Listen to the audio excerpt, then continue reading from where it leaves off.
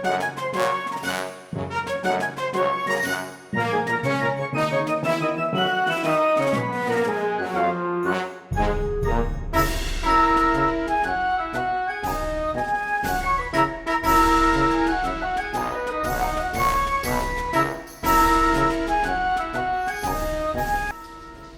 Tribuners, jangan lupa saksikan final Piala AFF antara Indonesia melawan Thailand ya.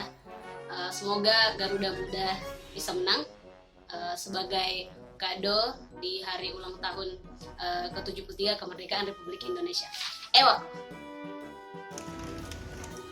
Halo Tribuners, jangan lupa saksikan Piala AFF U16 antara Indonesia versus Thailand. Saya harap Bagus Kavi bisa mencetak gol lagi dan membawa Garuda Muda menjadi juara. Ewak!